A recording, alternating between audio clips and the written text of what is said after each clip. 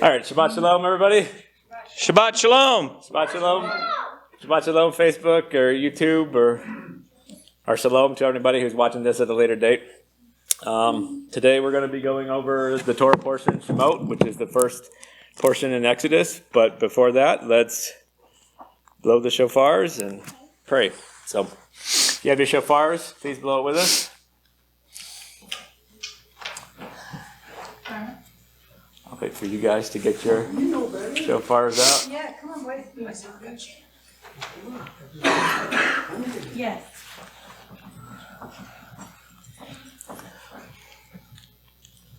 I know you're doing that on purpose. All right, ready? All right, count of three, guys. 1, 2, 3.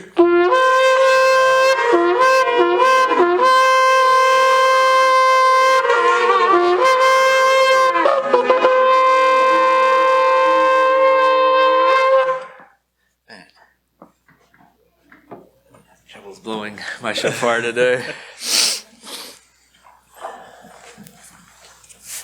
All right, let's pray. Avinu Shabba Shamayin, our Father in heaven, Abba, we thank you for this day. We thank you for your Shabbat, this set apart time where we can gather together and be in your presence, be in your word, Abba. I pray for your thoughts.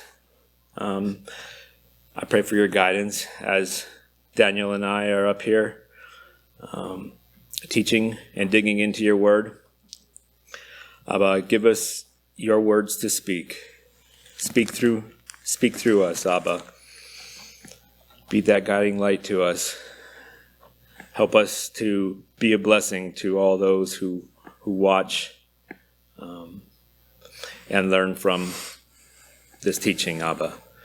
We just thank you and praise you for all that you do and that you continue to do.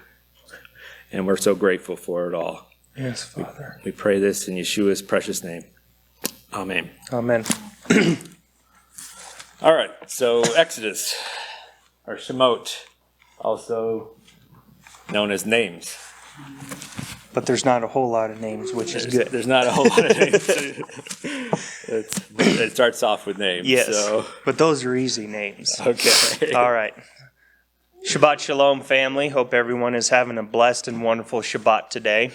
So like Brother James says, we'll starting in the book of Exodus chapter 1, reading through Exodus 6, verse 1.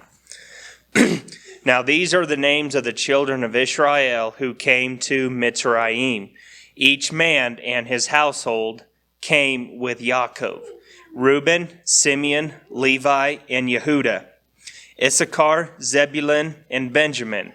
Dan, Naphtali, Gad, and Asher. All those who were descendants of Yaakov were 70 persons, for Joseph was in Mitzrayim already.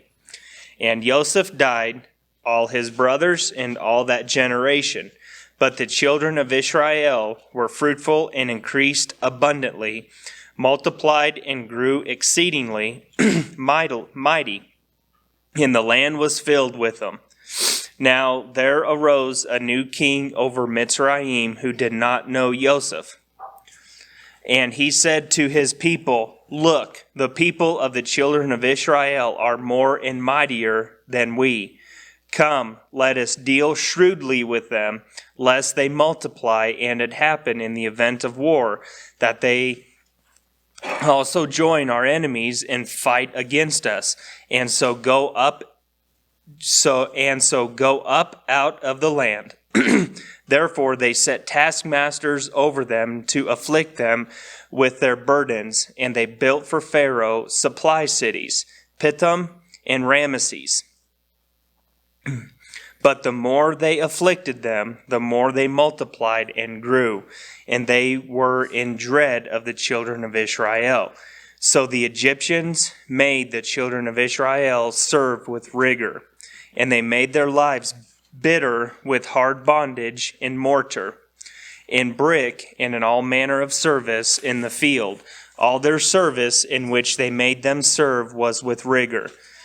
Then the king of Mitzrayim spoke to the Hebrew midwives, of whom the name of one was Shipharah, and the name of the other was Puah. And he said, when you do the duties of a midwife for the Hebrew women, and see them on the birth stools, if it is a son, then you shall kill him. But if it is a daughter, then she shall live.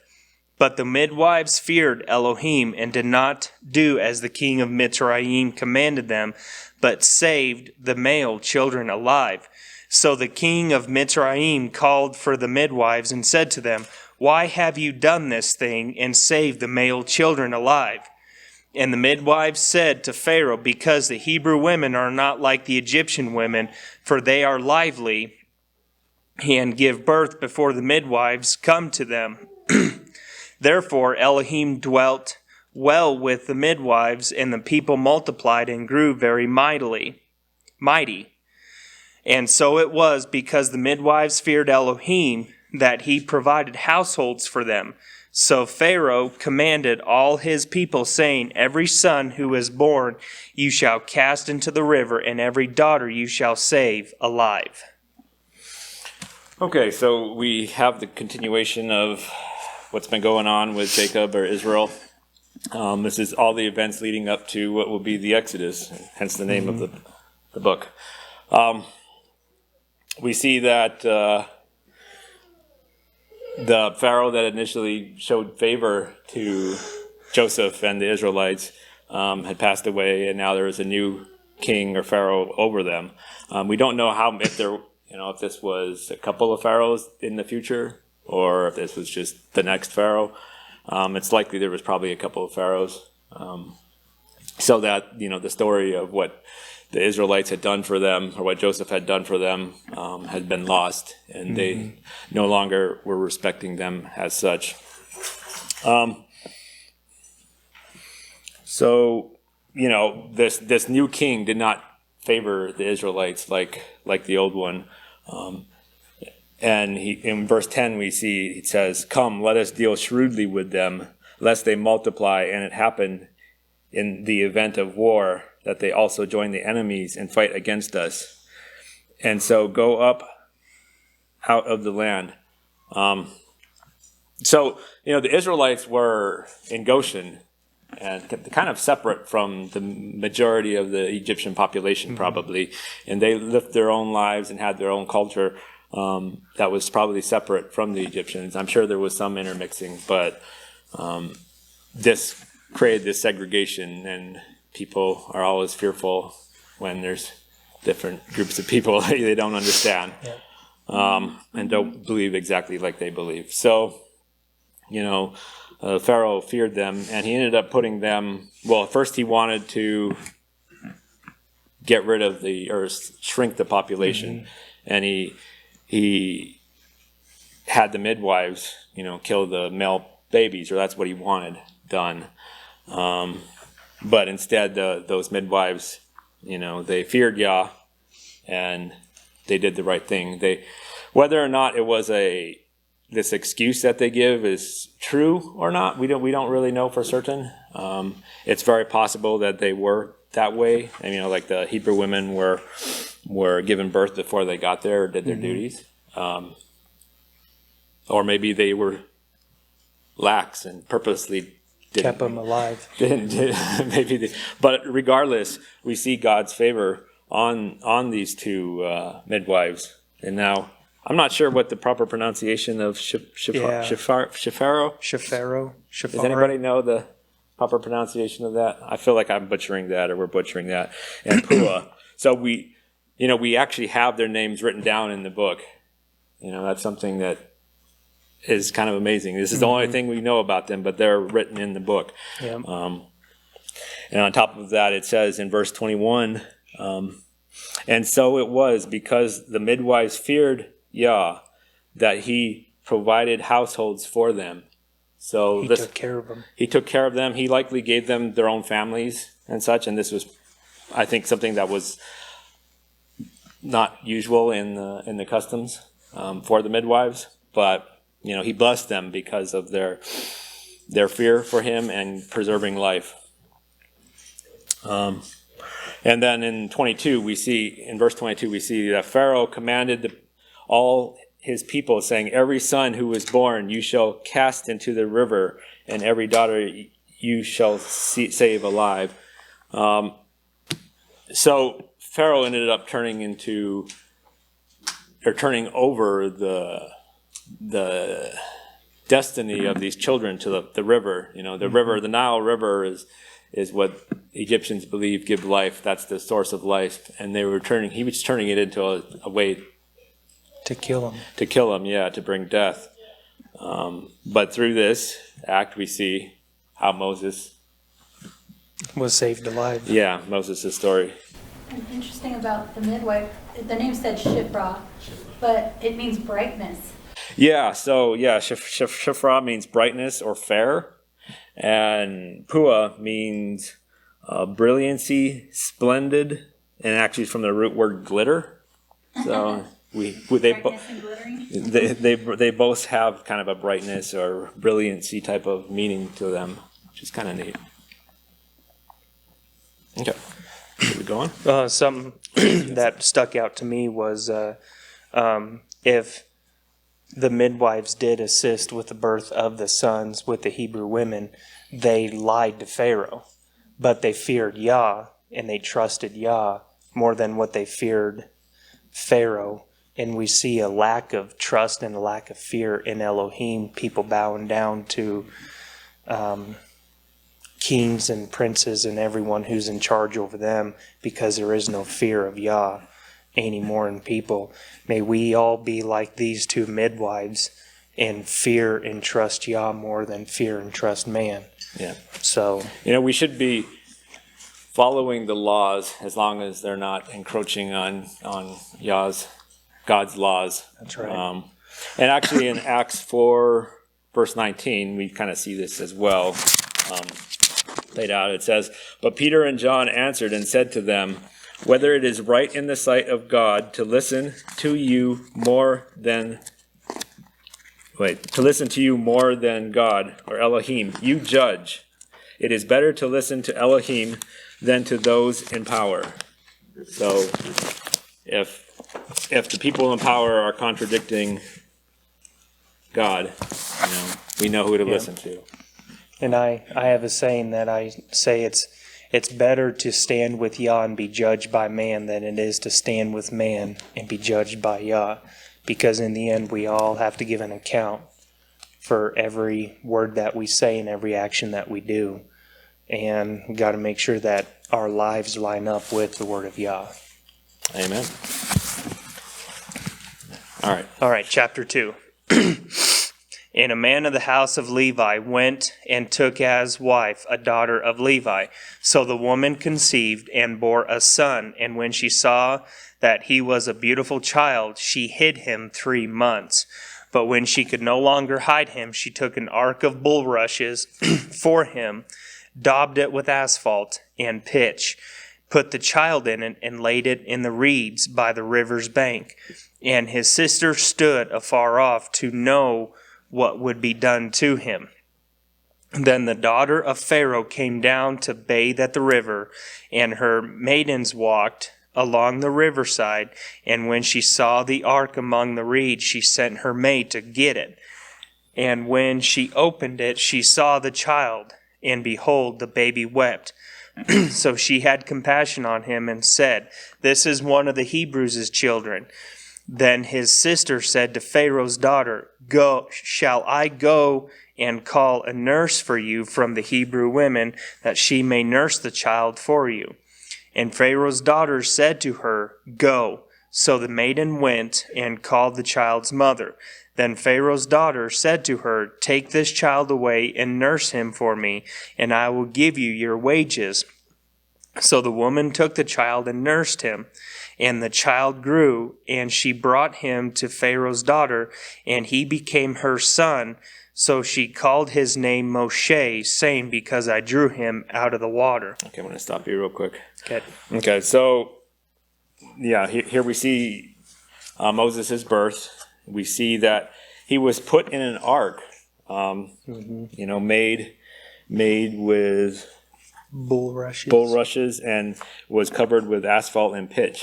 This is, in a way, it's similar to, I think, Noah's Ark, really. It says Noah's Ark was covered with pitch, and here we have Moses in an ark covered with pitch, and like through the water, Noah saved humanity, really, and through the flood. Yeah, through the flood, and now we have Moses here being the savior for the Israelites. This is just the beginning of his ministry, but I think it's really interesting that he's drawn out. His name literally means drawing out of the water. So, that's really neat. And what also we see, which is kind of amazing, even though there was this ban where all the kids are supposed to be thrown into the water, his mother, was able to hide Moses for the 3 months. And then afterwards, she was still able to breastfeed him until he grew up. And on top of that, she got paid for it. Yeah. So, got paid to take care of her own child. That's really a true blessing. Not only was she not hiding the child anymore, she was still taking care of it. Yeah. And was getting paid for it. And he got to be raised with Aharon and his sister, drawing a blank. Yeah, for a while. Yeah. Miriam? Yeah, Miriam. There you go. Thank you. Yeah, but I just want to put that out. All right, we can go on, I guess, unless anybody has any questions. No comments? Okay. All right. Now it came to pass in those days when Moshe was grown that he went out to his brethren and looked at the burdens, and he saw an Egyptian beating a Hebrew, one of his brethren. So he looked this way and that way, and when he saw no one, he killed the Egyptian and hid him in the sand. And when he went out the second day, behold, 2 Hebrew men were fighting, and he said to the one who did the wrong, "Why are you striking your companion?" Then he said, "Who made you a prince and a judge over us? Do you intend to kill me as you killed the Egyptian?" So Moshe feared and said, "Surely this thing is known." When Pharaoh heard of the matter, he sought to kill Moshe, but Moshe fled from the face of Pharaoh and dwelt in the land of Midian. And he sat down by a well. Now the priest of Midian had 7 daughters, and they came and drew water, and they filled the troughs to water their father's flock. Then the shepherds came and drove them away, but Moshe stood up and helped them and watered their flock. When they came to Reuel, their father, he said, "How is it that you have come so soon today?" And they said, "An Egyptian delivered us from the hand of the shepherds, and he also drew enough water for us and watered the flock." So he said to his daughters, and where is he? Why is it that you have left the man? Call him that he may eat bread. Then Moshe was content to live with the man, and he gave Zipporah his daughter to Moshe. And she bore him a son. He called his name Gershom, for he said, "I have been a stranger in a foreign land." Now it happened in the process of time that the king of Mitzrayim died. Then the children of Israel groaned because of the bondage, and they cried out, and their cry came up to Elohim because of the bondage. So Elohim heard their groaning, and Elohim remembered his covenant with Abraham, Isaac, and with Yaakov. And Elohim looked upon the children of Israel, and Elohim acknowledged them. Okay. So, in the beginning of this section, we have Moses stepping in, and he ends up killing an Egyptian. And then we get this comment the next day, "Who made you prince and judge over us?" While he was trying to help or save his people from the harsh rulers, they were actually ungrateful in a way. And we see this same picture, with Yeshua. He was the suffering servant, and they were ungrateful for everything that he did. They saw it as him trying to usurp their power in a way. Yep. In this case, It's a little different because people actually didn't have the power, which is odd why they were still ungrateful for someone that was trying to help them. But I think it shows that same picture, Moses being a Messiah figure here. And through Acts, we can see a little bit about Moses. So in Acts chapter 7, verse 22 and 23, it says, "And Moses was learned in all the wisdom of the Egyptians, and was mighty in words and deeds. Now, when he was 40 years old, it came into his heart to visit his brethren, the children of Israel." So we see that Moses, was 40 years old probably when this took place, before he took action. But he was wise and had all the wisdom of the Egyptians and was mighty in words and deeds.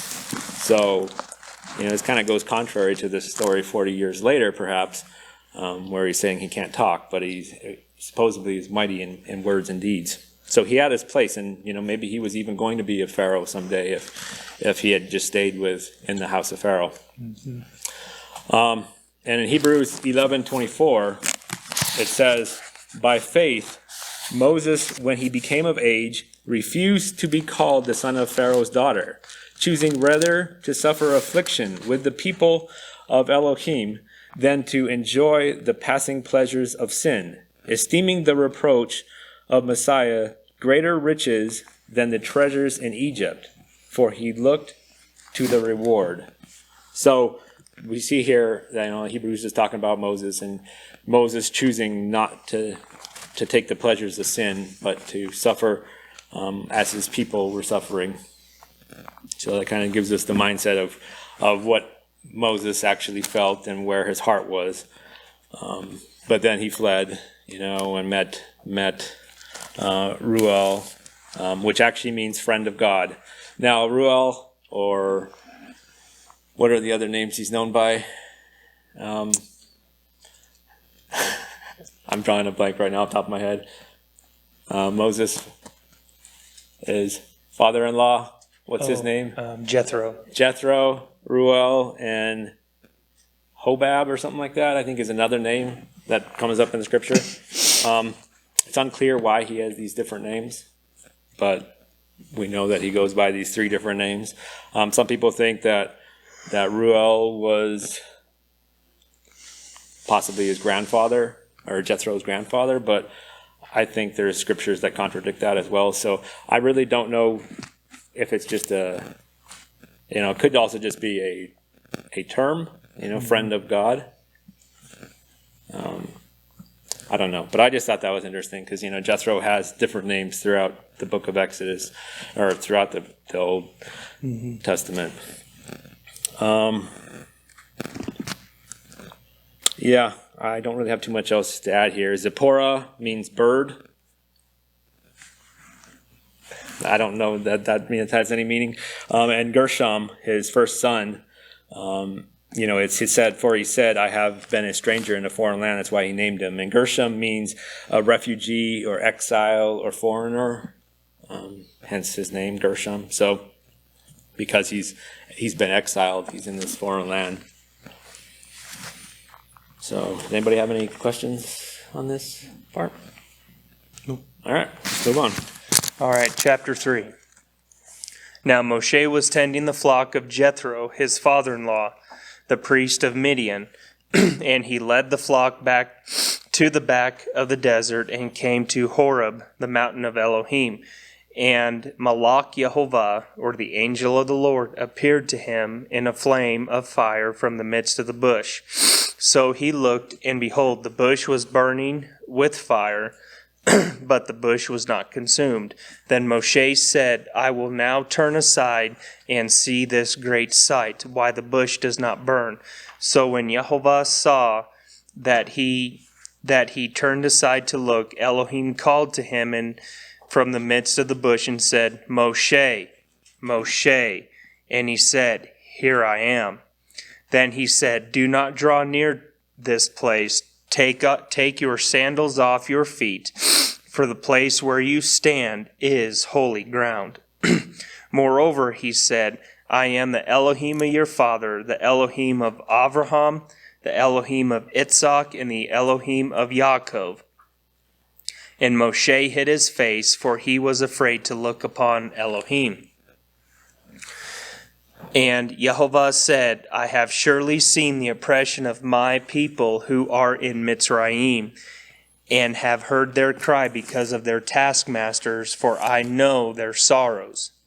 So I have come down to deliver them out of the hand of the Egyptians, and to bring them up from the land to a good and large land, to a land flowing with milk and honey, to the place of the Canaanites and the Hittites and the Amorites and the Perizzites and the Hivites and the Jebusites. Now therefore, behold, the cry of the children of Israel has come to me, and I have also seen the oppression with which the Egyptians oppress them. Come now, therefore, and I will send you to Pharaoh, that you may bring my people, the children of Israel, out of Mitzrayim. But Moshe said to Elohim, Who am I that I should go to Pharaoh, and that I should bring the children of Israel out of Mitzrayim? So he said, I will certainly be with you, and this shall be a sign to you that I have sent you. When you have brought out the people of Mitzrayim, you shall serve Elohim on this mountain.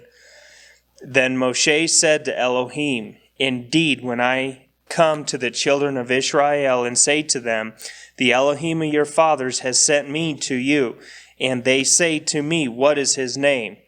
What shall I say to them?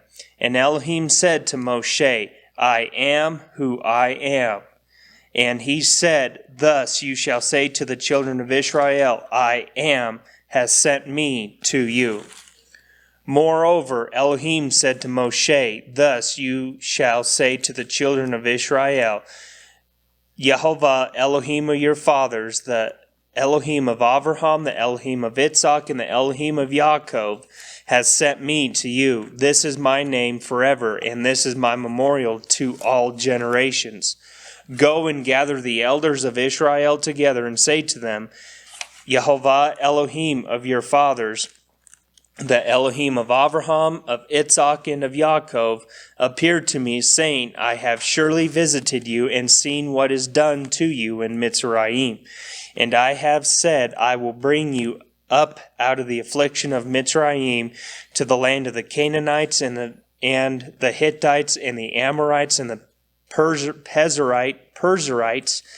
and the Hivites and the Jebusites, to a land flowing with milk and honey.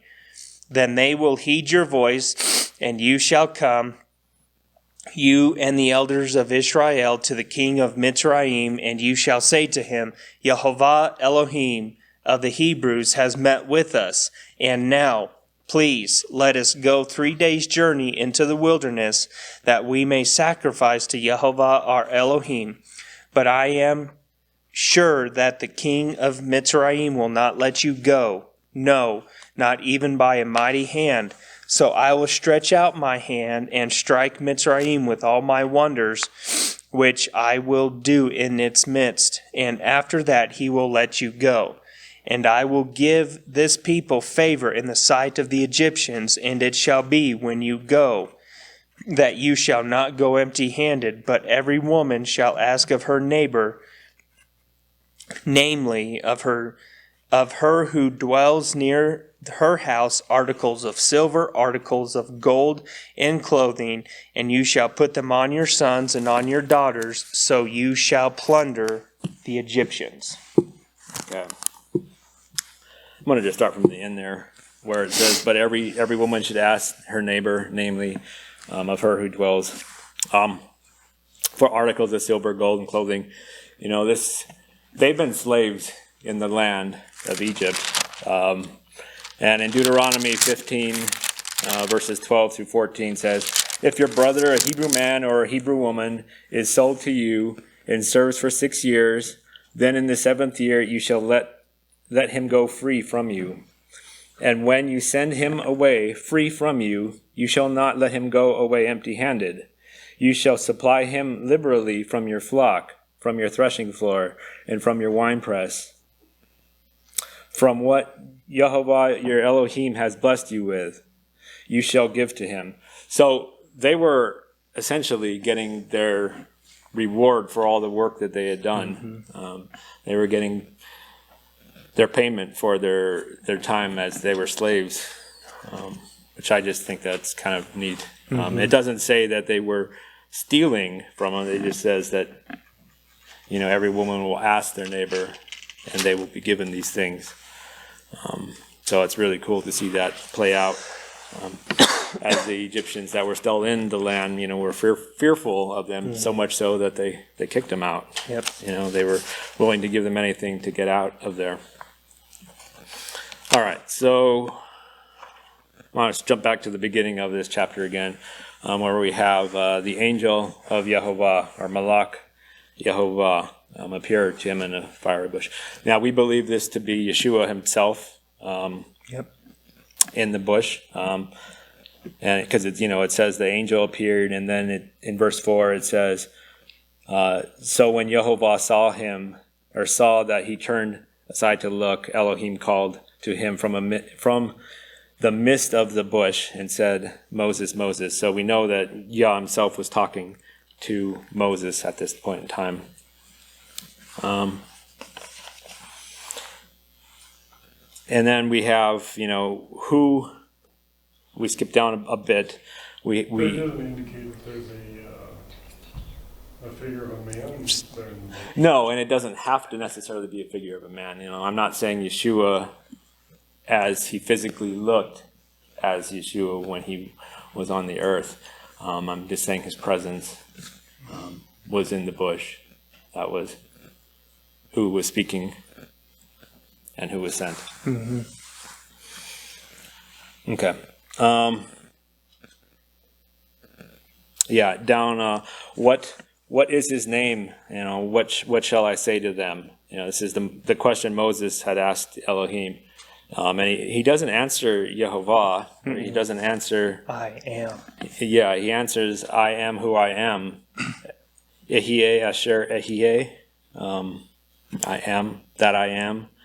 I will be what I will be. These are all different translations of that saying. So, I am who I am is how we have it in our English translation, but it can actually mean various different things. And I guess I wanted to read what Nehemiah says about Yehovah, like the name. So we pronounce it Yehovah, and one of the reasons we pronounce it Yehovah is because of the work that Nehemiah Gordon has done in studying out the name and how it's written. But he goes on to say, Yehovah comes from the same root as... I hope I don't butcher these words.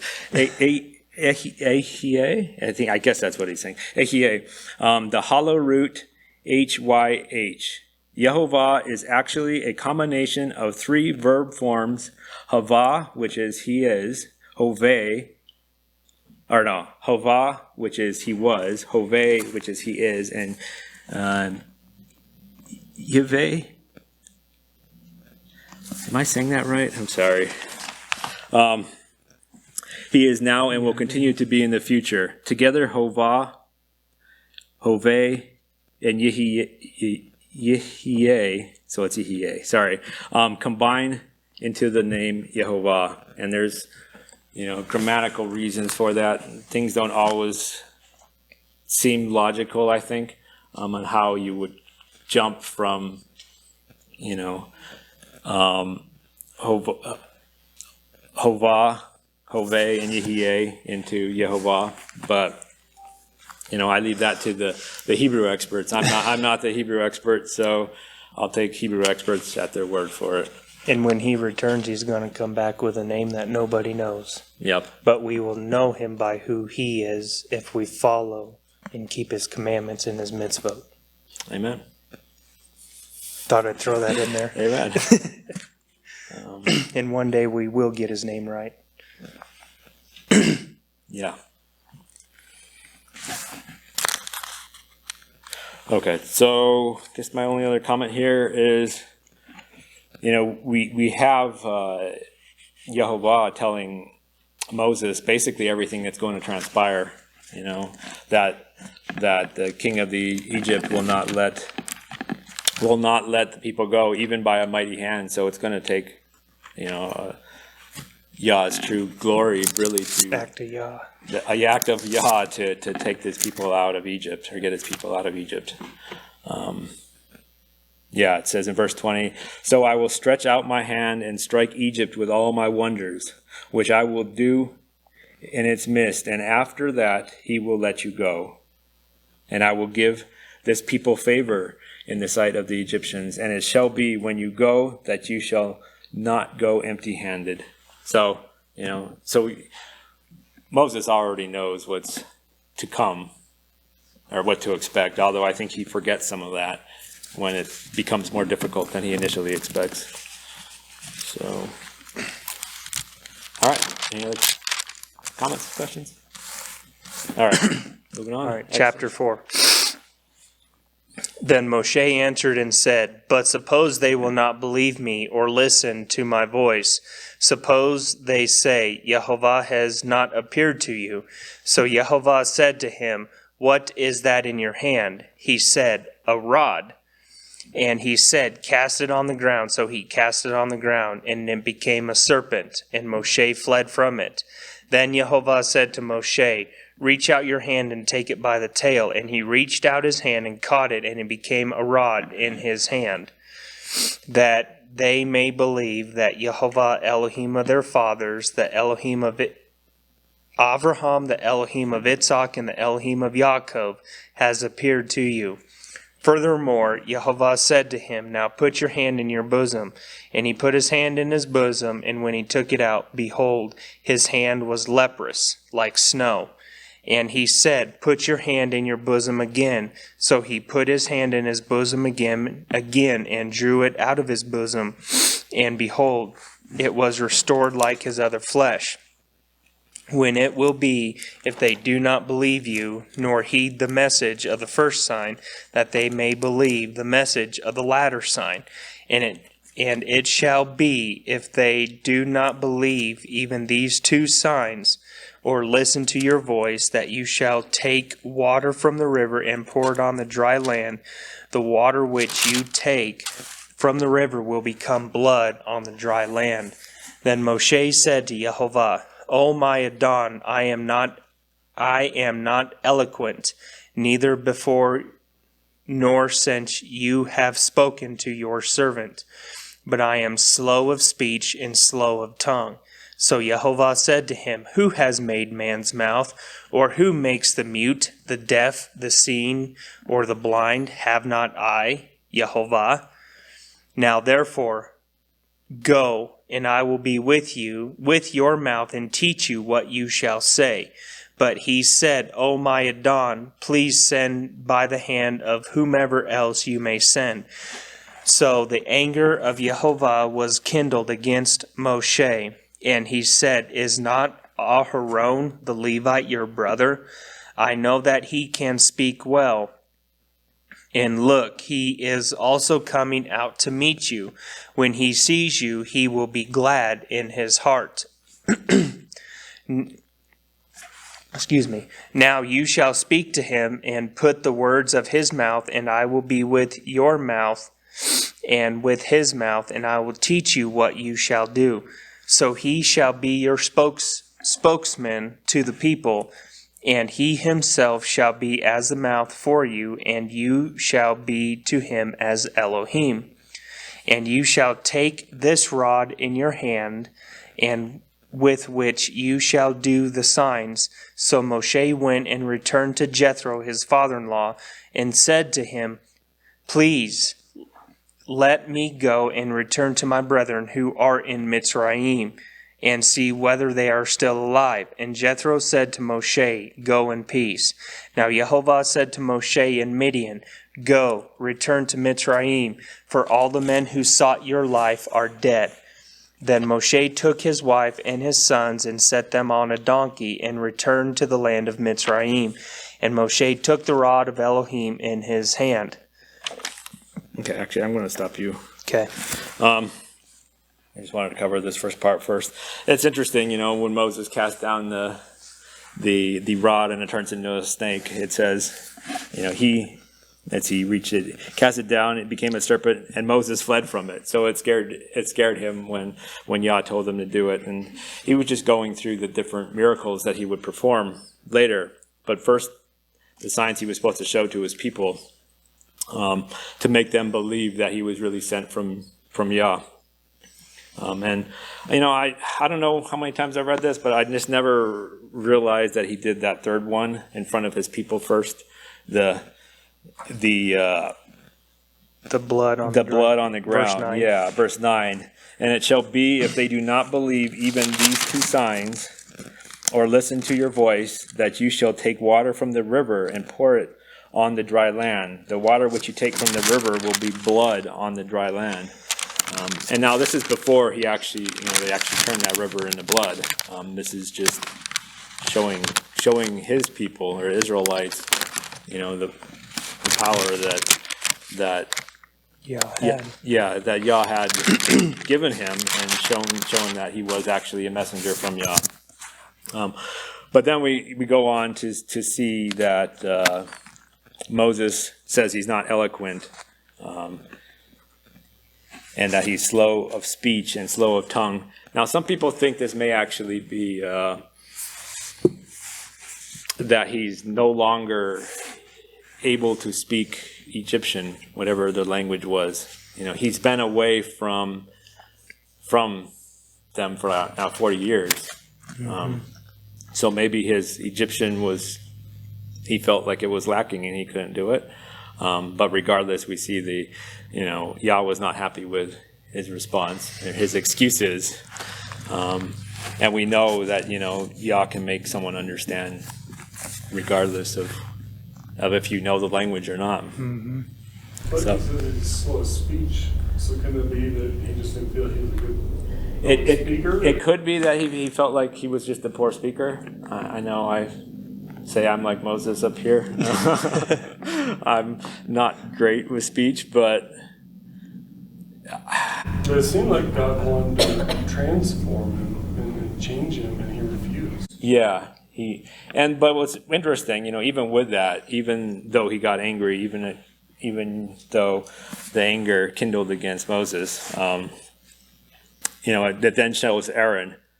And what's interesting here, I don't think Aaron actually didn't meet him at this moment on the mountain, because it says, and in verse 14, halfway through 14, I know.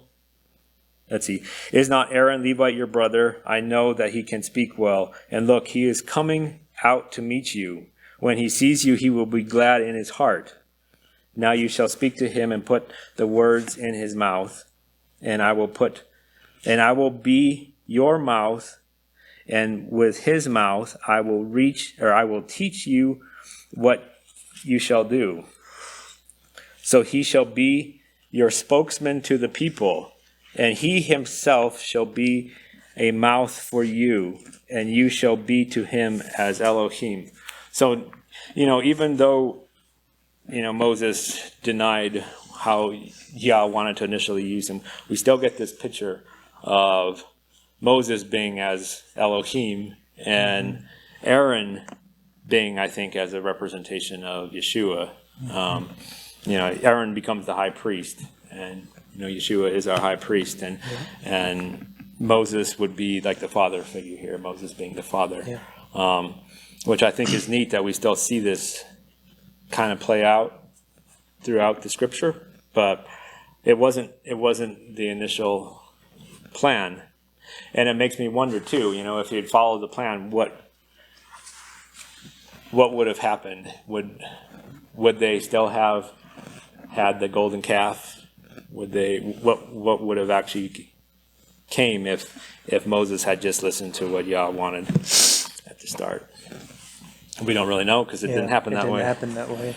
So we're just speculating. Yeah. Okay. I think we can go on here. Okay, picking up in verse 21. And Yehovah said to Moshe, when you go back to Mitzrayim, see that you do all those wonders before Pharaoh which I have put in your hand, but I will harden his heart so that he will not let the people go. Then you shall say to Pharaoh, thus says Yehovah, Israel is my son, my firstborn. So I say to you, let my son go that he may serve me. But if you refuse to let him go, indeed I will kill your son, your firstborn. And it came to pass on the way at the encampment that Yehovah met him and sought to kill him. Then Zipporah took a sharp stone and cut off the foreskin of her son and cast it at Moshe's feet and said, surely you are a husband of blood to me. So he let him go. Then she said, you are a husband of blood because of the circumcision. And Yehovah said to Aharon, go to the wilderness to meet Moshe. So he went and met him on the mountain of Elohim and kissed him. So Moshe told Aharon all the words of Yehovah who had sent him and all the signs which he had commanded him. Then Moshe and Aharon went and gathered together all the elders of the children of Israel. And Aharon spoke all the words which Yehovah had spoken to Moshe. Then he did the signs in the sight of the people. So the people believed, and when they heard that Yehovah had visited the children of Israel, and that he had looked on their affliction, then they bowed their heads and worshipped. Okay, so I don't know about you guys, but I always thought that verse about the when Moses was coming back to Egypt, and it says, in verse 24, and it came to pass on the way at the encampment that Yehovah met him and sought to kill him. It's like, well, that's interesting, right? After he's just told Moses all what he's going to do and how he's going to use him, now he's going to kill him. And then we see Zipporah here taking a sharp stone and circumcising her son, and throwing it at Moses' feet and saying, surely you are a husband of blood to me. What does this all mean? What is going on here? Why was he not circumcised? What all was going on? So there are many theories as to what actually happened here. First, I think we need to make it clear that it was Zipporah's cutting the foreskin off of her firstborn, or their firstborn, Gershom.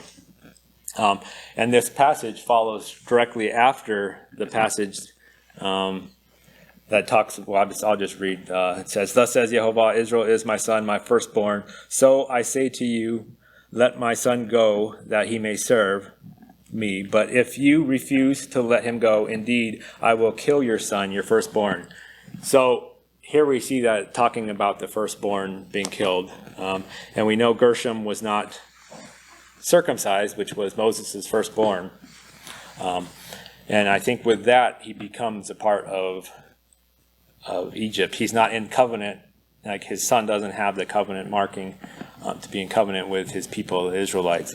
So I think this is probably one of the big reasons why Yah, was sought to kill him, because he would have been killed because he wasn't in covenant. He didn't have the Circumcision. The circumcision, right. Now, Jasher gives us a little bit of explanation on this subject as well. I'm going to read quickly from Jasher 28, verse 9 and 10, which kind of gives you a reason as to what happened. So, and Zipporah conceived and bare a son, and he called his name Gershom. For he said, I was a stranger in a foreign land, but he circumcised not his foreskin at the command of Ruel, his father-in-law. And she conceived again and bore a son, but circumcised his foreskin. and called his name Eliezer. For Moses said, because Elohim of my fathers was my help and delivered me from the sword of Pharaoh. So we learn here that Gershom was the only one that didn't have, or wasn't circumcised, and we know that it was through his father-in-law's influence that he wasn't circumcised. At least that's what Jasher tells us. You're free to believe Jasher or not. Jasher, I'm going to read chapter 29 where it actually talks about this incident. So in Jasher 29 verses 8 through 12, it says, and Moses rose up to go to Egypt, and he took his wife and sons with him, and he was at an inn in the road, and an angel of Elohim came down and sought an occasion against him. And he wished to kill him on account of his firstborn son, because he had not circumcised him, and had transgressed the covenant which Jehovah had made with Abraham. For Moses had hearkened to the words of his father-in-law, which he had spoken to him, not to circumcise his firstborn son. Therefore he circumcised him not. And Zipporah saw the angel of Jehovah seeking an occasion against Moses, and she knew that this thing was owing to his not having circumcised her son Gershom. And Zipporah hastened and took of the sharp stones that were there, and she circumcised her son, and delivered her husband and her son from the hand of the angel of Jehovah. So, it has to, I think, Moses being a representative of Yah, and he didn't even have his house right. Yeah. Going to Egypt, with that, he needed to have his family right. He needed to have his family right. And I think, Zipporah, knowing this, it was revealed to her, she says, surely you are a husband of blood to me. I think that's a statement of, in a way, a statement of faith. She's all in. And It reminds you of Ruth. Yeah. She makes her claim that, I'm part of you. My God shall be your God, God. and your people shall be Be my my people. She forsook everything in Yeah. her land. And Because obviously at that point she's going against her father, her cultural norm, and all this stuff. And she wants him to go forward right. Yeah. So we also, in continuing on after this incident, the circumcision incident, we see that he meets up with, we finally see he meets up with Aaron. And then he tells Aaron what Yah told him, and that he was going to speak for him. But after this, we don't see any more mention of Zipporah or the sons until Jethro comes and brings them in the wilderness to Moses. So, Jasher does mention that Aaron, when Moses sees Aaron basically tells Zipporah and the kid, or tells Moses that you should send the kids back, and I think it's so they would be out of any of the slavery or anything that might befall them because of the conditions that were in Egypt. So it was better for them to be sent back. So that's likely, I think, what happened. It makes a lot of sense but the Bible itself, what we have in the Torah or the Tanakh, just doesn't tell us. So I just thought that was interesting. Now, there is one oddity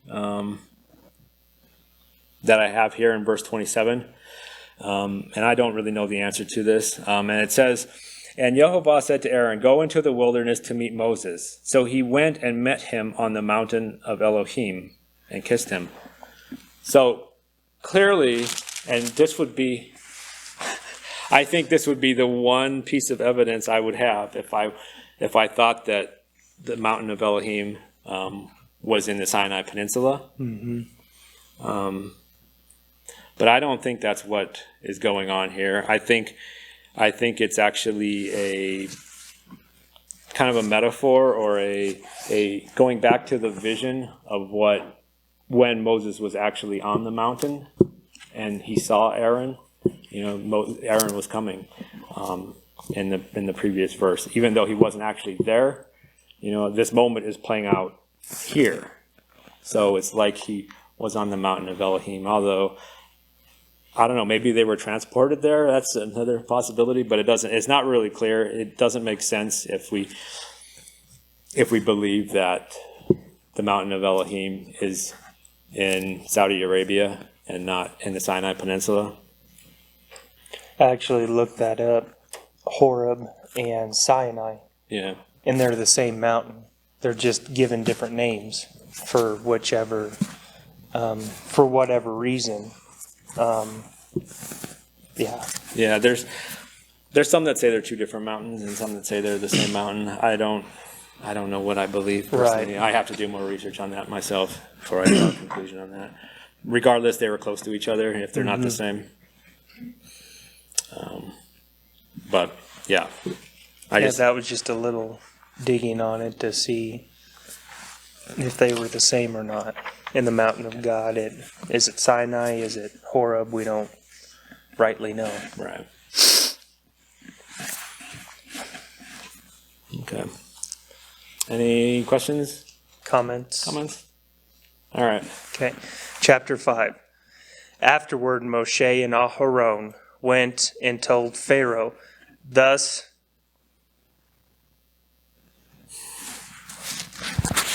Okay. Should I go ahead and read that? Okay, yeah, Alicia made a comment. Okay.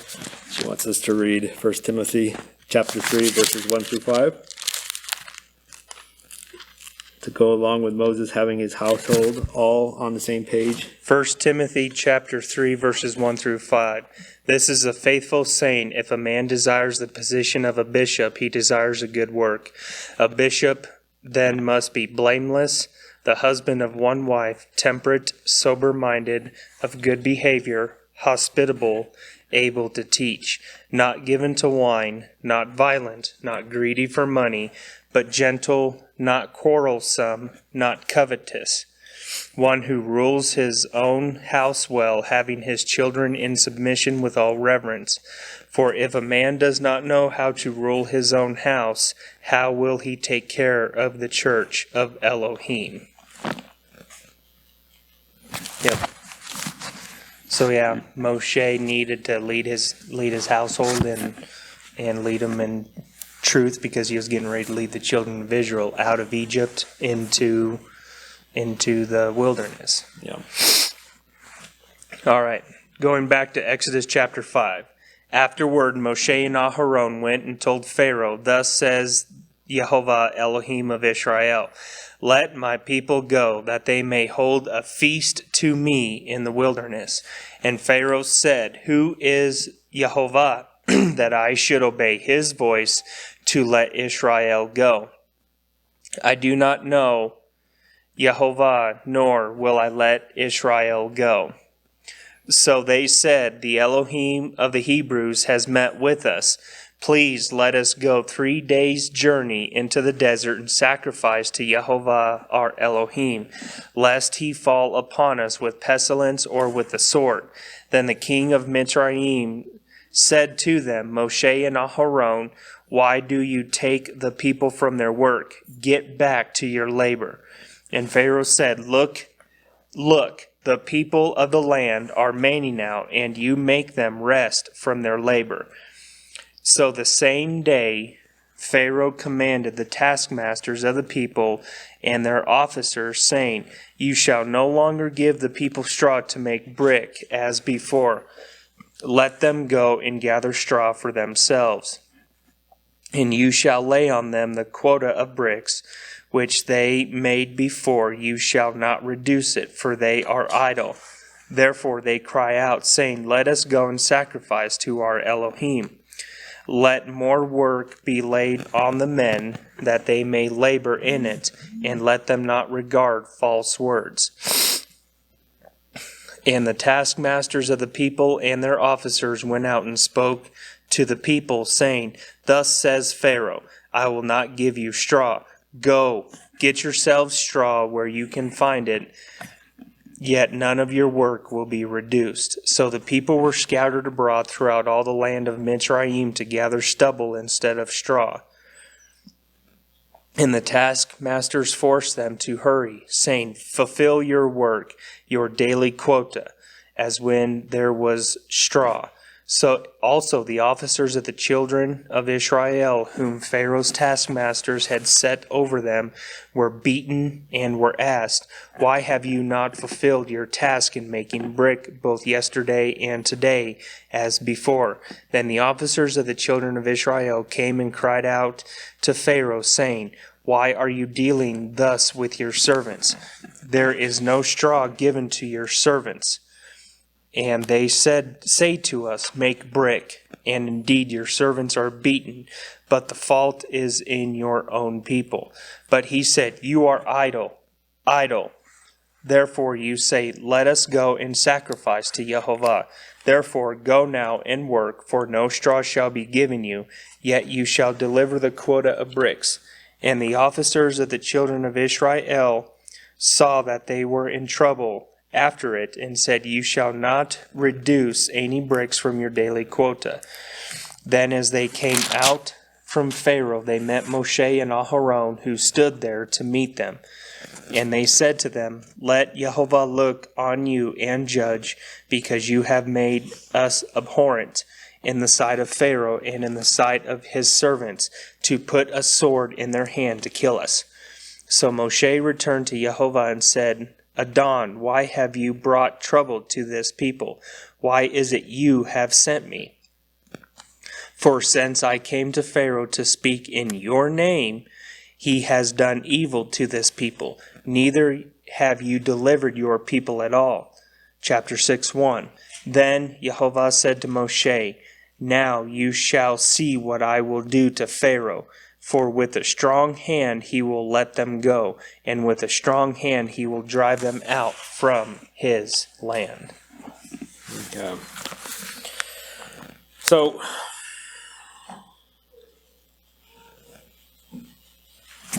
we see here the claim that Moses says, "Let my people go out to sacrifice in the wilderness 3 days."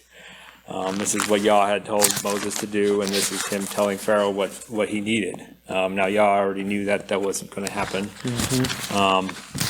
And I found it interesting in verse 5. It says, "And Pharaoh said, Look, the people of the land are many now, and you make them rest from their labor." And that word rest there is Sabbath.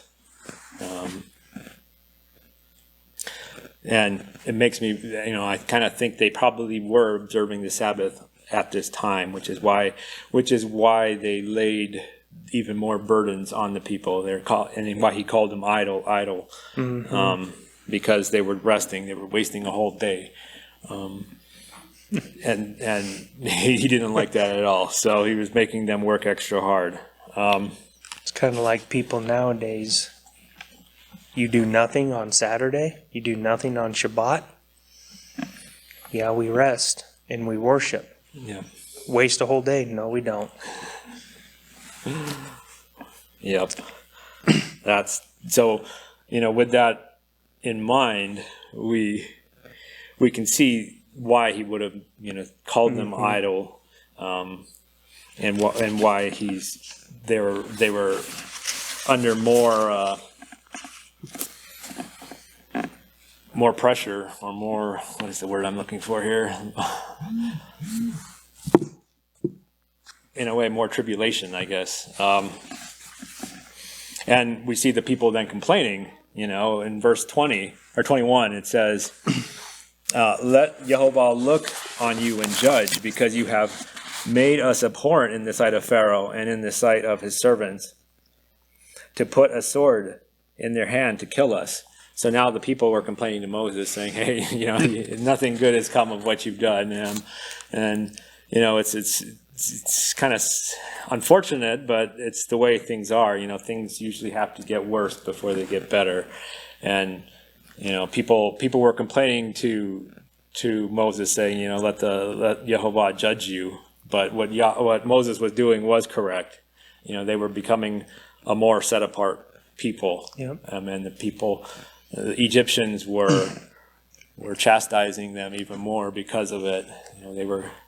they were being more set apart. So, and I think this is kind of how I think the end times are also going to play out. As we are more set apart, we observe the Sabbath, we observe his ways and his laws. The world is not going to like us. They'll reject us.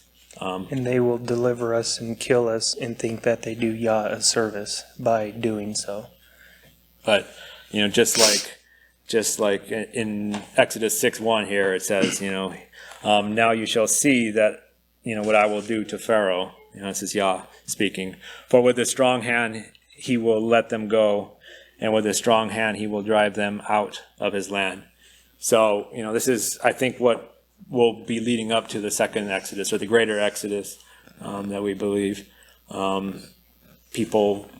Something similar is going to happen to the land, and then the believers are going to get pushed back to Israel, really. And that's all those passages. Because they will believe that the true believers in Yah are bringing a curse on the land, just as the Egyptians thought that the children of Israel were bringing upon them, but it's the other way around, because the children of Israel are obedient to Yah, to his ways, to his Torah. They were doing exactly just like we are today, doing exactly what we are told to do by the word of Yah, and everyone who is in Egypt has rejected and will reject. And that's where I believe chapter 6 verse 1 comes in.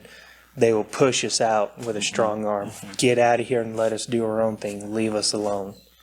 Don't come back. Right. And it will be a blessing to everybody. Yeah. So look forward to that day in a way. Don't look forward necessarily to the tribulations that come before it. But just like the people of Israel here in Egypt were not happy with what tribulations they were going through now because of. But there's a verse of scripture that came to mind. Nothing shall separate us from the love of Elohim, neither death nor life, nor, I read it last week. I can't remember where it was, but nothing shall separate us from the love of Elohim.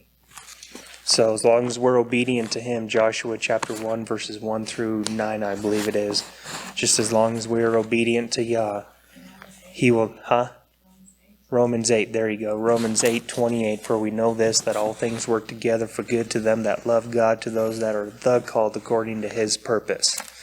It's in that same general area.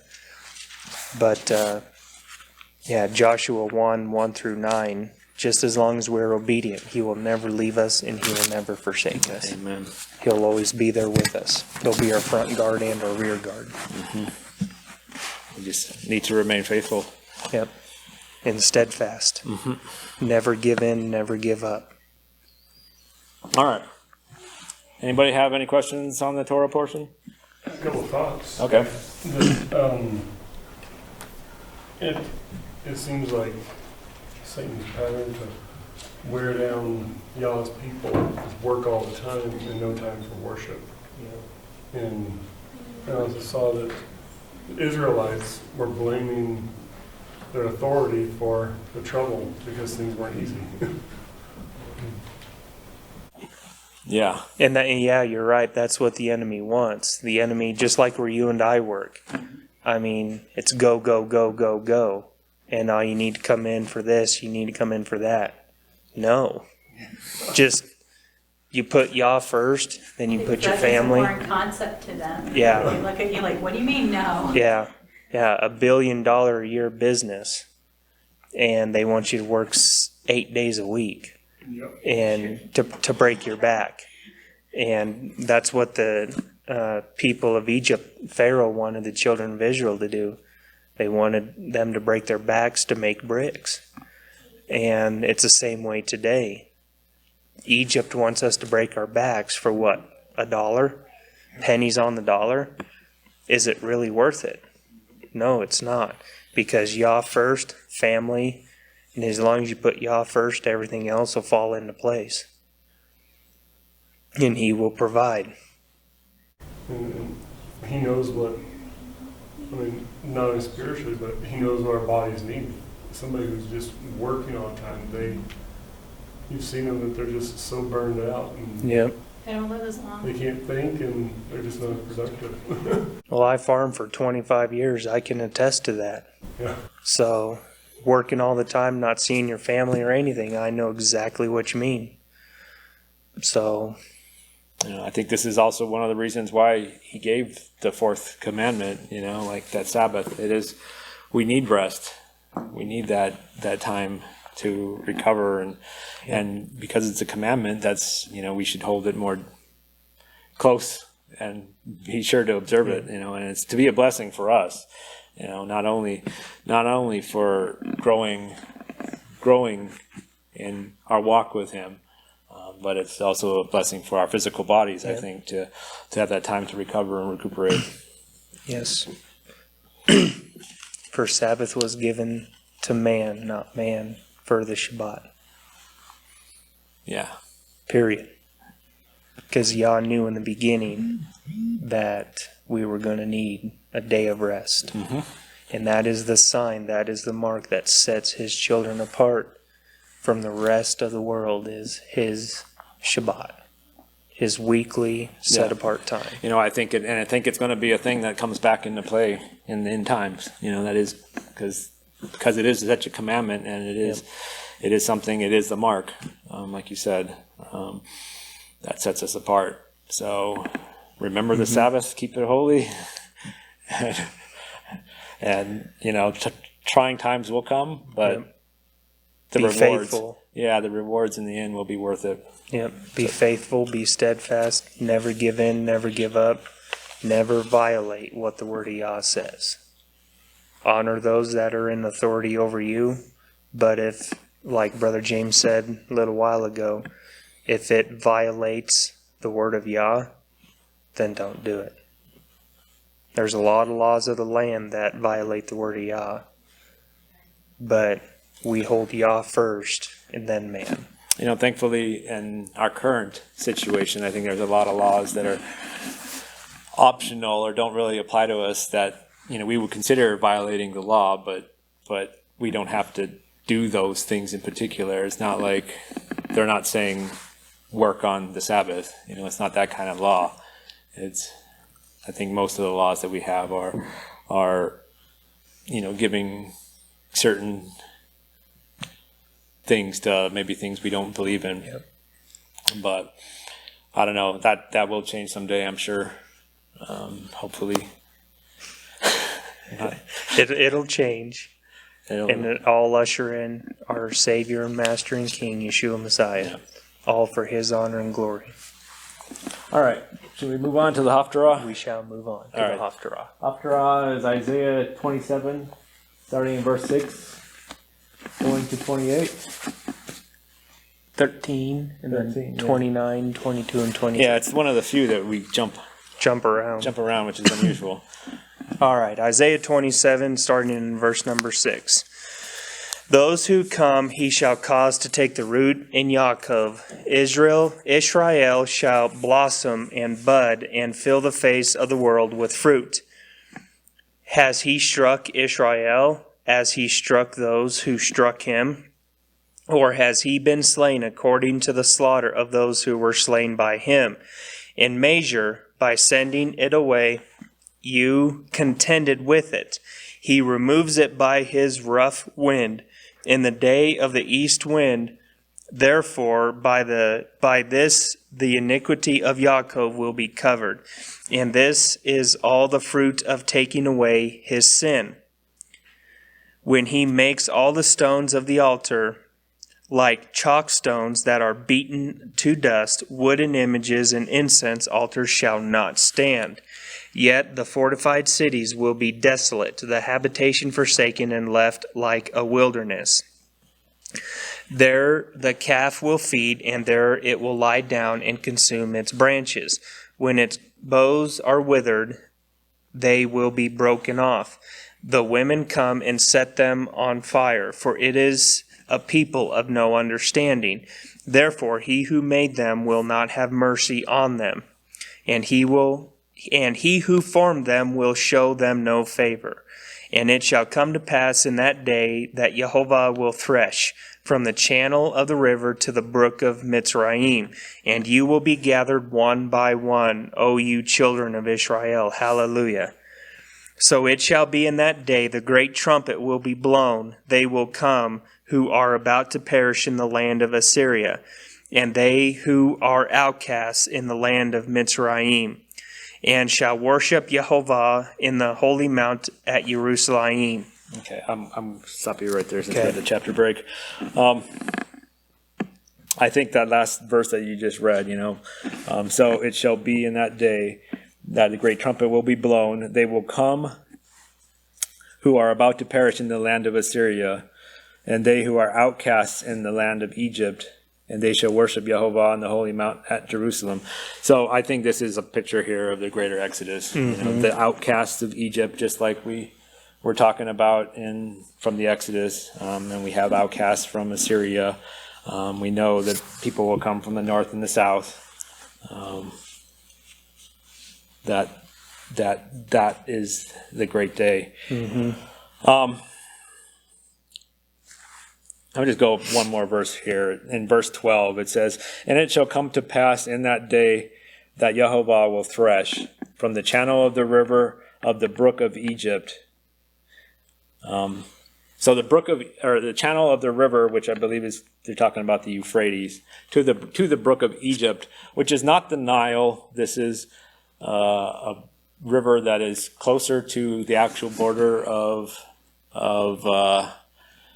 Israel right now. It's on the Egyptian side of the border, but there's a river that's known as the Brook of Egypt, and it's usually when they're talking about the river of Egypt, they're actually talking about this Brook of Egypt.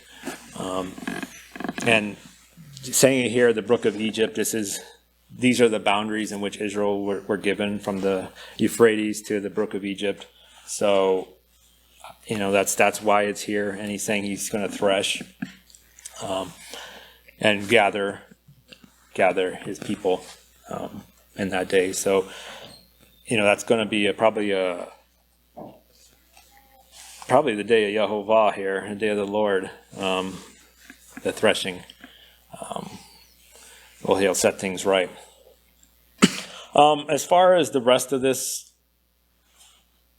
passage goes that we read, it's kind of confusing, right? And it asks a lot of questions. I'm not entirely sure. I mean, I have some theories on what exactly it's talking about. In verse 6, it says, "Those who come shall cause to take root in Jacob. Israel shall blossom and bud and fill the face of the whole, or of the world, with fruit." We also know that, Israel has been dispersed, right? I mean, we've been scattered to the four corners of the earth. And I think through their scattering, even the Gentiles, even with Yeshua, the word is being sent out, and the whole world, the fruit of the world will come in to those who are listening, and those who are called, or those who heed the call. And I think that's, personally, like the way I see a lot of this, has he struck Israel as he struck those who struck him? And has he been slain according to the slaughter of those who slain by him? I think some of this terminology might be Yeshua, like talking about Yeshua. Has he done what those people who have done to him have done? And this east wind here, in measure, by sending away, you commanded it. He removes it by the rough wind, in the day of the east wind. There's theories that the east wind they're talking about here is an army that will come in, or that came in and caused Israel to be dispersed. And that might be what it actually is talking about.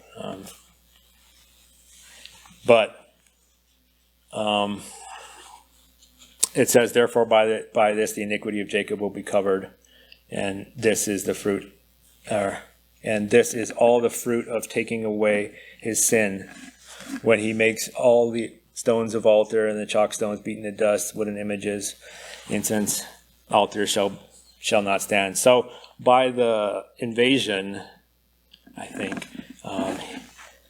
All this idolatry, this pagan worship that Israelites are practicing, are being destroyed. And I want to read Romans chapter 11, verses 25 and 20 through 27 here, because I think this gives us a picture of Israel and the Gentiles and so forth. It says, "For I do not desire, brethren, that you should be ignorant of this mystery, lest you should be wise in your own opinion, that blindness in part has happened to Israel until the fullness of the Gentiles has come in. And so Israel will be saved, and so all Israel will be saved, as it is written, the deliverer will come out of Zion, and he will turn away ungodliness from Jacob. For this is my covenant with them when I take away their sins." So while Israel may, and I think actually the next chapter, maybe I should have waited to read that verse till the next chapter. I think the next chapter has that's completely relevant for the next chapter as well. They get carried away. Israel got carried away in their own doctrine and their own beliefs and their own idolatry, really. And it's their own, Yah has cursed them with the blindness, so that the Gentiles, the fullness of the Gentiles might come in as well. All right. Go on to the next. Yep. All right, chapter 28. Woe to the crown of pride, to the drunkards of Ephraim, whose glorious beauty is a fading flower, which is at the head of the verdant valleys.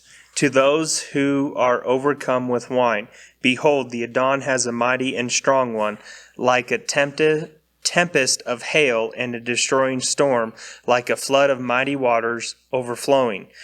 Who will bring them down to the earth with his hand? The crown of pride, the drunkards of Ephraim, will be trampled underfoot. And the glorious beauty is a fading flower, which is at the head of the verdant valley. Like the first fruit before the summer, which an observer sees, he eats it up while it is still in his hand. In that day, Jehovah's veil, Lord of hosts, will be for a crown of glory and a diadem of beauty to the remnant of his people, for a spirit of justice to him who sits in judgment, and for strength to those who turn back to battle at the gate. But they also have erred through wine, and through intoxicating drink they are out of the way. The priest and the prophet have erred through intoxicating drink. They are swallowed up by wine, they are out of the way through intoxicating drink. They err in vision, they stumble in judgment, for all tables are full of vomit and filth. No place is clean. Whom will he teach knowledge, and whom will he make to understand the message? Those just weaned from milk, those just drawn from the breasts. For precept must be upon precept, precept upon precept, line upon line, line upon line, here a little, there a little. For with stammering lips and another tongue he will speak to this people, to whom he said, this is the rest with which you may cause the weary to rest, and this is the refreshing. Yet they would not hear, but the word of Jehovah was to them. Precept upon precept, precept upon precept, line upon line, line upon line, here a little, there a little, that they might go and fall backward and be broken and snared and caught. Okay. So this is all talking about, I think, all talking about the drunkenness here. I don't believe is physical drunkenness. It's all spiritual drunkenness. I mean, it could be physical as well, but I think it makes more sense that it's spiritual drunkenness. They were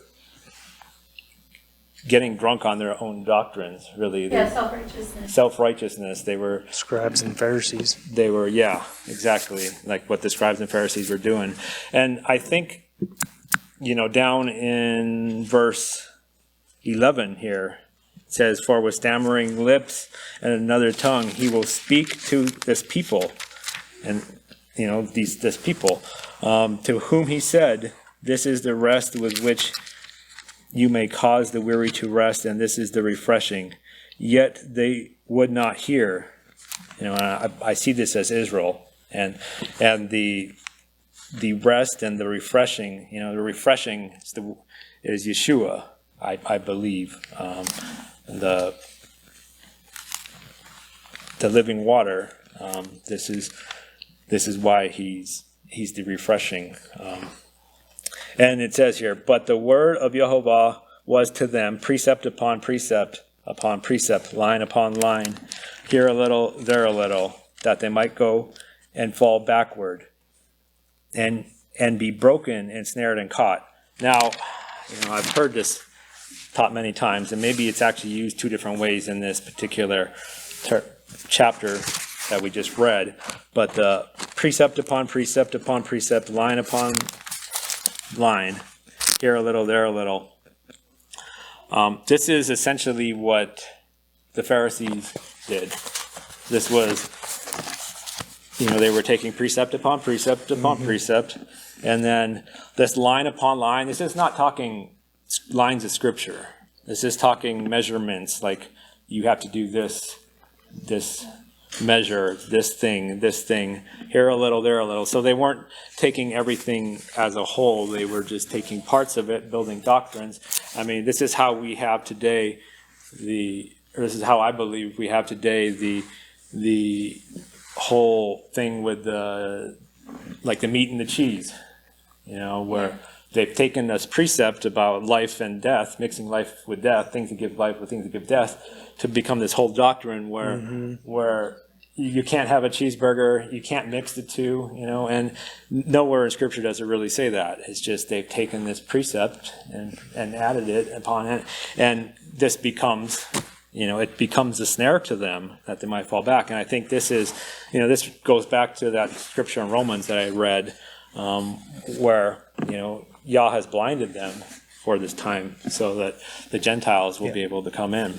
Well, that's even kind of like when they were confronting Yeshua about the men eating the grains on Sabbath. Yeah.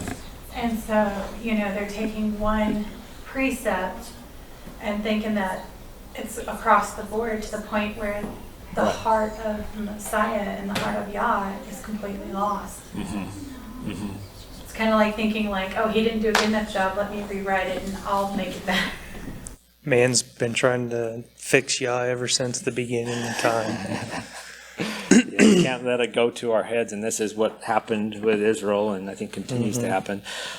This is why we need the refreshing. We need to, Yeshua came, he showed us the true heart of what it was to follow the Torah.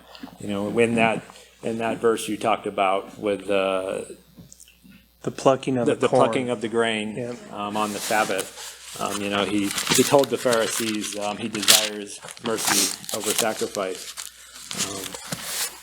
It's just one of those things we need to know the heart of what the commandments are for, to show love to one another, to build up each other as we walk our walk with Yah. That, unfortunately they were taking line upon line, or, doctrines, they're precept upon precept, and carrying them out with such a firm hand that it was lost to them. The actual true understanding and meaning of the Torah, I think, was lost. Well, we've seen that backfire in so many other faiths where conversion is by force, and it never pans out. Never works. Have to do it in love. Yeah. You have to win the heart. Amen. Circumcision of the heart. That's what it's all about. All right, should we go to Isaiah 29? Yep, Isaiah 29, 22, and 23. Therefore, thus says Yehovah, who redeemed Avraham concerning the house of Yaakov. Yaakov shall not now be ashamed, nor shall his face now grow pale. But when he sees his children, the work of my hands in his midst, they will hallow my name and hallow the Holy One of Yaakov. and fear the Elohim of Israel. These also who erred in spirit will come to understanding, and those who complained will learn doctrine. Have a relationship with him first. Yeah, I think this verse really was added just to end on a good note, really. With such bad news before, it's it's a little harsh. I wanted to say though, precept upon precept upon precept, line upon line, here a little, there a little. We need to take the whole word into account, and that's where our modern interpretation, I guess, of precept upon precept, it makes sense. Line upon line, we're actually thinking when we read that, we're thinking lines of scripture, right? That complement each other, or that show us how we are to be. Here a little, there a little. It's just a line here and a line there is how we know the truth. But at the same way, we can see how this can mean, can also cause us to fall into our own. Well, when you say that, it really makes me think about modern Christianity is the perfect example of that. You have churches that focus only on the verses that speak of love, and love is all they want to focus on. And in doing so, they drift from the Father's commandments. Then you've got churches who are all about, let's make sure the rules are done, and they have no love. And like how you just said it, fits it perfectly. We are incomplete if we can't have the whole of it. We have to keep in mind the whole of it, and know that when we're looking at certain precepts and lines, those, yes, they are important, but we can't forget the whole of it. And we got to learn it in order too. It brings up problems when you teach anybody anything out of order. You take a young woman, and if she's great at handling money and she's focusing on being in ministry and all that, but she can't run her own house, then she isn't even doing her things in the orders that the Father's laid out for her and her roles. Right. And so we all have to learn according to His ways, not our own priority list. Right, and it's in his time as well. His Yeah. time. This is why in Acts 15 the new believers were just told to keep certain things. Yeah. Because the rest will be taught on the Sabbath. In the synagogues. So this is why also we have to be loving, and God has given us grace for this time to learn His ways, and He puts relationship first in that, because in those things He points out, let them focus on. Those are all things that protect them from offending Him. If you kind of follow that. Love Yah, and then love your neighbor. Yeah. You can't love your neighbor if you don't love Yah. Exactly. it all builds. It's precept upon precept. Just read the book. but yeah, it's good not to get carried away, and remember that we got to take it as a whole. I find it interesting that in verse 11 it says, "For with stammering lips and another tongue, he shall speak to this people." That's just interesting, and that line upon line makes me think. In our language, that means something else to us than it does to what they would when they read it. But things like that, I wonder if it just meant, that's how Yah meant it to happen, and eventually bring His people back through Learning Him. Yeah, through the work that Yeshua had put out there, and that has gone out to the Gentiles to come back. So, yeah, it's just the word working together to His glory. All right. Moving on to the gospel section, Matthew chapter 2, verses 1 through 12. Now after Yeshua was born in Bethlehem of Judea, in those days of Herod the king, behold, wise men came from the east came to Jerusalem, saying, "Where is he who has been born King of the Jews? For we have seen his star in the east and have come to worship him." When Herod the king heard this, he was troubled, and all Jerusalem with him.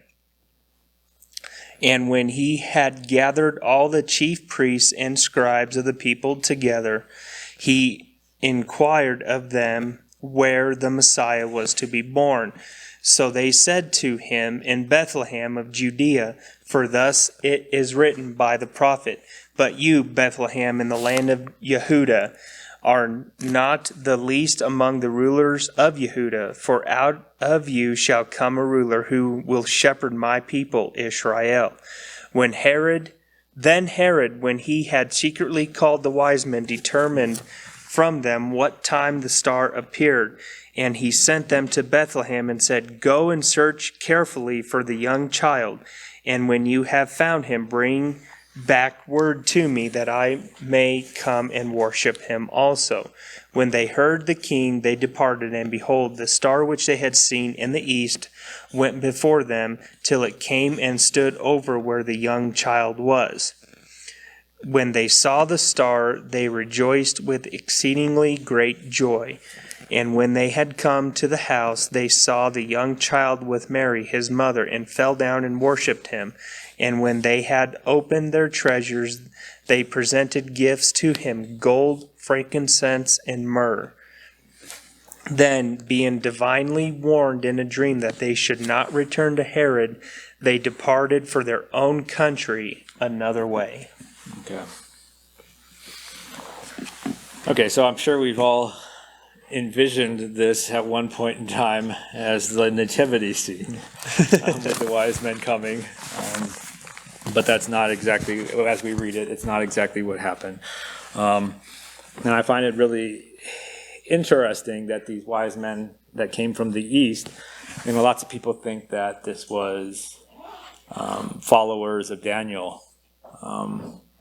They would have been able to read the stars in the heaven, and they would have known to come at this point in time. But yet the people that were the priests and everybody who were in Jerusalem did not know the signs. They didn't know what to look for. They weren't looking. They didn't know. Because they were looking for a king to come in the flesh as a grown man. They weren't looking for a babe in a manger. They didn't know the sign. And the sign that I don't know, there's different theories on what the star is, but that it's talked about, whether it's like the Revelation 12 sign. It talks about the sun and the moon at her feet and the 12 stars on her head, which we saw another similar representation just recently. But apparently you could have interpreted it back then when Yeshua was born as being a fulfillment of that. Or if it was an actual star, like the North Star or something, being coming to light, and that they recognized it. We don't really know. It's interesting that they followed the light after they left Herod, and that led them to where they went. Another interesting thing, I guess, would be, when did this happen? With the nativity scene, we think is when it was at his birth. But from here, we know that he was likely a young kid. And it says, when Herod found out, in verse 7, it says, then Herod, when he had secretly called the wise men, determined from them what time the star appeared. Then he sent to so we know there was a time when the star appeared, or the sign in the heavens that they found. And with that, he knew that when he found out, the wise men weren't coming back and that he kind of betrayed them, or him, he called to have the children two and under killed. So, it's thought that the sign in the heavens happened 2 years ago, which would have made it seem like Yeshua's birth was 2 years ago, and he was just trying to cover. He was just trying to cover all that time period and kill everybody in Bethlehem. Now, one of the things that's a little confusing here to me, and it's not really clear. He finds out Bethlehem is the place where the child is supposed to be born by the scripture from Micah 5:2 that you read in that. He doesn't it doesn't actually say they went to Bethlehem. It says they followed the star. Now, the reason I bring this up is because in Luke's account of this, of the birth of Yeshua, we know he was born in Bethlehem. But after they went to Jerusalem and the days of the impurity are over with, it says they went home to Nazareth. So if they may have been in Bethlehem again, we don't really know for certain. It may have just been they were there at that time when the wise men came. We're not sure, but there is a point in time where they went back to Nazareth, at least. And then when at this inn here, once the wise men leave, it says that.